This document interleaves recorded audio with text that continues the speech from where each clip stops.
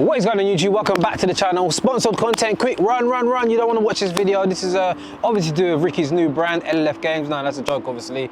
So guys, I have finally purchased the new car that I'm going to be giving away. Such a legendary car. It's taken me so long to actually choose the right car. So I've probably checked out around 5 or 6 different cars.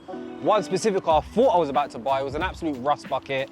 And of course, we need to make sure that every car that is given away via LLF Games is an absolute minter. If you're new to the channel, I've recently launched a car competition platform where I'm giving you the opportunity to win your dream car. To some people, a dream car isn't just a supercar. A dream car can be something super old school, iconic. And that's what I've got sitting in front of me right now. And to be honest, this is a car that I probably never thought that I would drive, even via LivingLifeFast. I've never had an owner message me of one of these. I've been driving it for the last few days. I will show you in a sec, but I just quickly want to say a massive thank you to everybody who supported my choice in buying the Nissan GTR.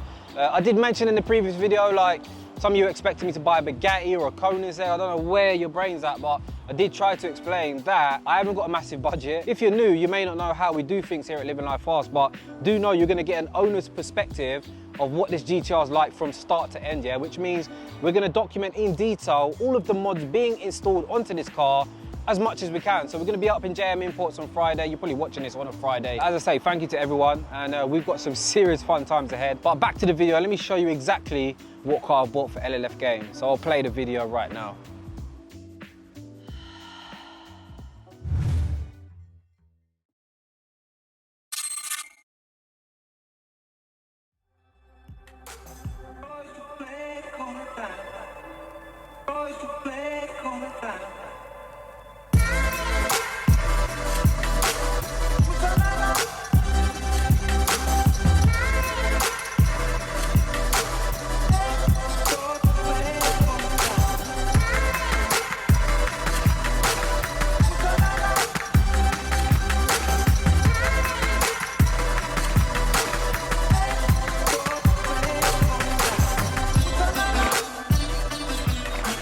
So here she is, lads, the Renault Clio V6, and what a mint example. Guys, we're talking full service history, only 30,000 miles on the clock. You don't want to know how much this car costs. I've been driving it for the last few days, and the attention that it gets is like no other car I've been in. Honestly, I'm seeing people in RS3s giving it thumbs up. Some of you that are younger, you may not quite get it.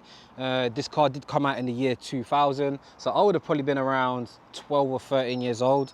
But yeah, some of the older lot will definitely get this car. Look at these front arches here, man. Oh my God, guys, are you taking this in? Honestly, driving this the last few days have been so cool. It's got the 17-inch OZ wheels that came from factory. So this Clio V6 is actually based on a standard Mark II Clio. You can literally pick up one of these for like 500 quid. Obviously not this one, but it's based on like a 500 pound car. One of the biggest highlights on this car is it has a 2.9 litre V6 engine located in the rear. It's actually mid-engine. I'll show it you right now. Open up the boot.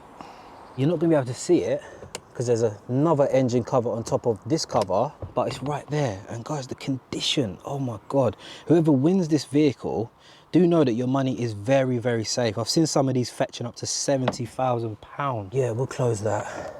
Another thing that I've not even mentioned yet, it's actually rear wheel drive, guys. Can you believe it? This little Renault Clio is rear wheel drive, and to drive it, it actually feels amazing. The front wheels are nice and free, turning's nice. Obviously, I've not pushed this car too hard. As you can imagine, it's absolutely mint. And yeah, I definitely don't want to be binning this. So the engine, it produces around 227 horsepower, does 60 in around 6.5 seconds. And I think it has got a top speed of close to 150 miles per hour. It's got a 6-speed manual.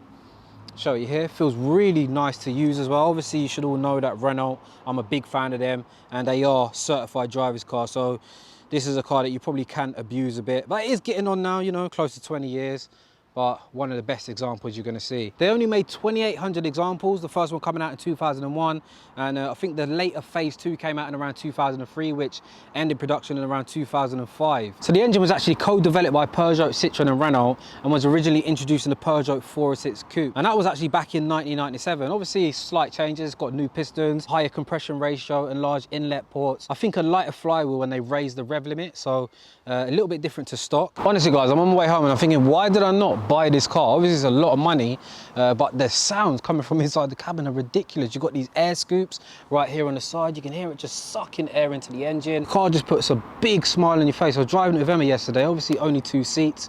And yeah, it's just so involving, like so much drama. You got the V6 sound coming over your right shoulder, and you can hear sounds that you've never really heard from inside the cabin, because obviously you've got the engine right there. As you can see, you get this aluminium fuel cap. So much attention to detail on this vehicle. And if you actually look closely, you can see the original body is like here, and you can see this has all just been extended. It's just literally been attached to the car. If you look under here, it's got this weird door handle, something you get like on a supercar or something. But it does come with like central locking. It's got electric windows. You can see down there, you get air conditioning. You get a cassette player here. Really old school. I think it does have a CD player. One thing I forgot to say is I bought this car from Hendy Performance, who actually specialise in high performance cars. I think they like change turbos, they do tuning and a few other bits, but they also obviously sell cars as well. One thing I've got to give to Hendy Performance is they only buy cars that they're passionate about. They're all car enthusiasts, which made the buying experience really, really good. And I've forgotten where they're located. I just literally type in postcodes and just drive, but I will leave some kind of link in the description. As you can imagine, something like this would never get built today. And I mean, can you even be a car enthusiast if you don't like that? You know, those wide arches.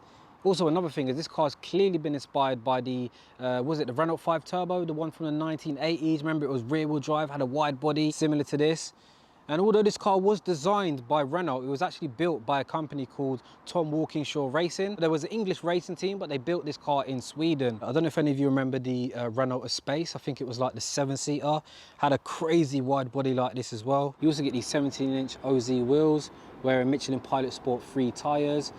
They are 205/50 on the front. And on the rear, you get a 255/45. So it's a staggered setup. As you can see, you get central locking. Let's give it a little start up. Honestly, it's like getting into a supercar. These door sills, they're so wide. How sick does that sound?